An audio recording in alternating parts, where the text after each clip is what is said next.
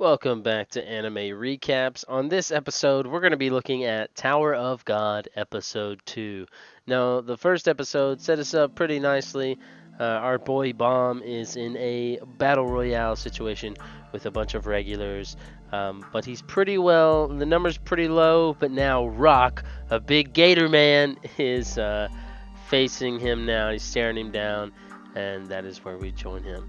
Now, the episode opens up with a flashback of Rachel just drilling into this boy's head that he is to love her. But, like, she is grooming him from the start, man. Like, no wonder he's sipping so hard. Because she's like, conflict is whenever someone tries to hurt me. You wouldn't let anybody hurt me, would you, Bomb? It's crazy. So we've got Rock over here trying to kill what he calls turtles.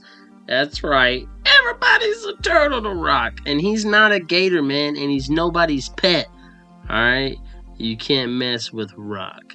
But Kun just likes to give him a hard time anyways. And Kun is trying to find interesting people to party up with.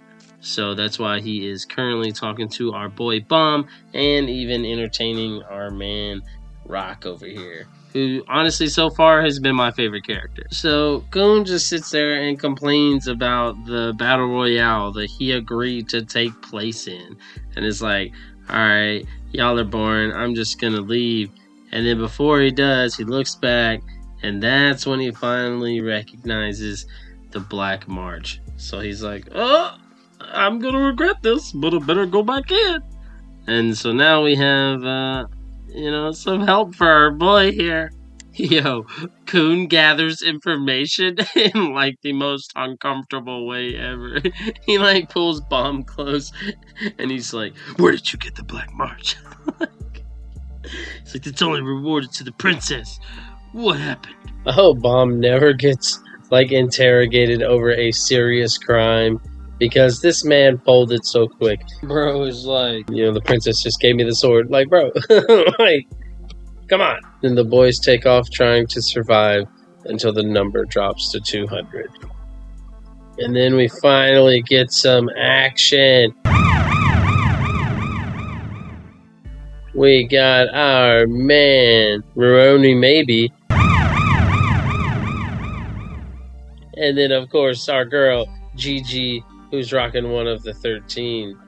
So Gigi opens up the fight using her sword as a whip, but Roroni quickly deflects the attack, and then he throws his katana, and then Gigi attacks again.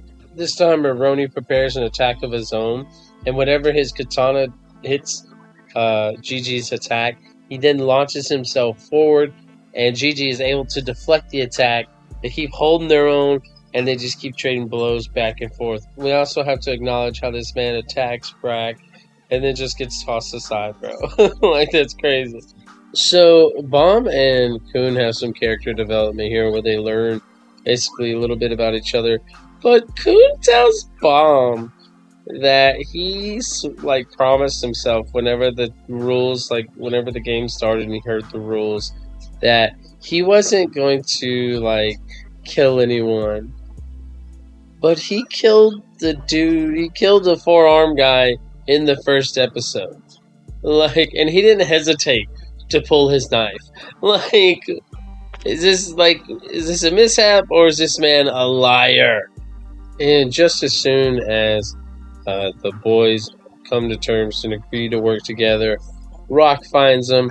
But before Rock can do anything, the first round has concluded. There has been 200 people killed, and anyone fighting from here on out will be eliminated. And then, just like that, round 2 starts. And this next round, you have to have a team of 3. And Kun is like, yo, Rock, do you want to be on our team of 3? Like, there's no one else around. And Rock's like, no, like, I won't be on a team with my prey. Like, this man is just he thinks so high of himself. He's a bit ridiculous. And whenever the countdown gets to, like, 0, they, like, jump on him because they have to be touching each other for them to be able to move forward.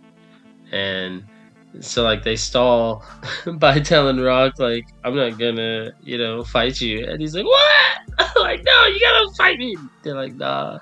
So they stall until it's time, and then they all touch him. And then it's on to the next round. Here we are properly introduced to Anak, who was GG but is now Anak. And then Ramoni is actually named Hatsu. And then, of course, our man who keeps getting ignored, his name is Shiplisu. But they will make up another team that we will see in the future.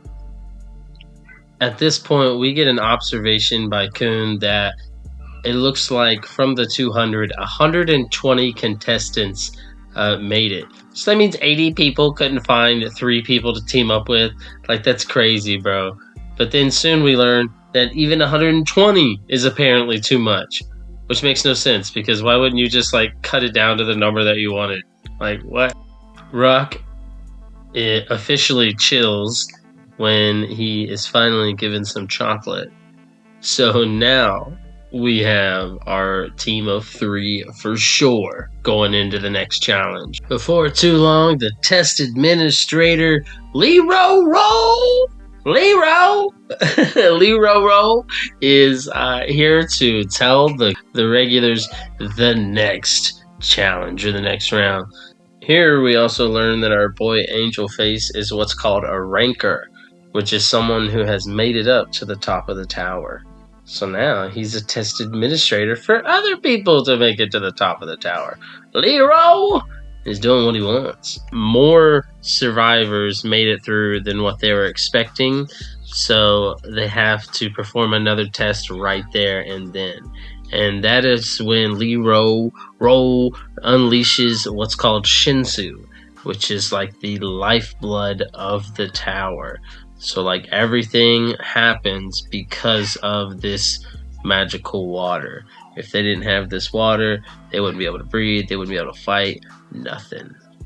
To get past, all you have to do is not succumb to the force of the Shinsu. Everyone from the team must pass. If one member cannot pass through, then the whole team fails. Kun is analyzing everyone's chances, and he's like, oh yeah, Rock will make it through, but what about Bomb?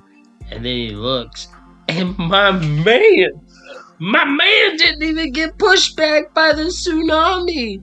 Like, what? My man is OP and doesn't know it. So, since Bomb wasn't pushed back, Lero was like, you know what, come over here, bro, and let's just sit here and chill. He's like, you know what, this is kind of boring, so how about we make a little game? We each guess who's going to make it through the Shinsu first. Whoever is right gets to ask a question to the other one, and you can ask whatever. No idea what Bomb is going to ask about. It's Rachel. He's going to ask about Rachel. So when they go to guess, they both pick Anak. Oh, they see the potential in my girl, the lizard girl, Anak. And what do you know? She closes her eyes and she just walks right through. And then so does my man Tatsu. Hatsu? Natsu? His name is Hatsu. So since they tied, he's impressed with Bomb that, hey man, you tied against a ranker, so I'll count that as a win for you. And what does Bomb ask about? Where is she? Where's Rachel? Have you seen her? Have you seen a blonde girl with freckles? He's like, no, bro. He's like, meow. And bro, even Lero is like, you know what, man? You can ask another question. And Bomb is like, well, really? Okay. Well, can you tell me about the irregulars? Like, now we're getting somewhere, man. So, Dagger Lady goes to start to talk smack to our boy Ship here. And it is hilarious because she's like, I'm so glad this test is going to, take out the weaklings. And she's immediately humbled by the wall. It is perfect. I love it. So we got some tower lore drop here. So basically the tower is broken up into 3 different sections. All of the regulars are born inside the tower.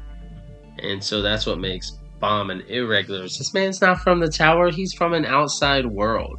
The regulars are chosen by Hadan to come inside the tower while Lero is explaining this, Snorlax here just walks right through the Shinsu and then goes back to sleep. And then Discount Levi over here starts complaining and whining and crying about how Bomb made it through. And then Lero, man, he don't take kind to that. So he goes over there, and even my bro threatens Lero. Like, why would you threaten a ranker, bro? So Lero subjects Discount Levi to what Shinsu is actually capable of, and how, like, when you hit level 30 of the tower, like, you're gonna be subjected to this every day. And bro can't even hold on to his gun. He can't handle it. At this point, Rock and Kun decide to go ahead and cross the Shinsu, and bro, they make it with no problem, except for Kun's briefcase gets stuck, which is kind of weird, but he pulls it through. So, will that mean anything later? I don't know. Bama's like a cool guy, but then he does some just cringy stuff, man. Like, he's been separated from his team for like 30 seconds, and they're like 100 feet away, and they pass the Shinsu, and he's like, "Oh, hey, Kun, Rock, like, I'm over here." Like, they haven't been seeing you this whole time, bro. Like, come on. And so finally, ship makes it through, and so does Dagger Lady. So there's even more people. There's a whole nother team. So before Lero leaves, he's like, "Man, I don't know if I would trust Kun like that." So like, ooh, what does that mean? Before the very end of the episode, we get this little clip of some dude watching everything with blonde hair, and he mentions Kun by name, bro. And that is the end of episode 2. So far, man, I have to say, like, there's so much being thrown at you right now, and I'm covering a whole lot of things, and I could be missing a bunch of stuff, but I feel like, I could be covering things that might be important later, or completely, like, useless or gets dropped later because there's so much stuff. Right now, I am enjoying the show, and I'm excited to see where it goes. But I would highly recommend you to check out the show in its entirety, because there's so much of the charm of the show that I don't really cover. I'm just giving you, the important pieces, and some of the things. It's not important to the story, but they're neat little pieces. As always, thank you so much for watching, and if you seen anything that I missed, or something that I missed, let me know in the comments down below. And if you have any requests for the next anime for me to do, let me know. Thank you for watching.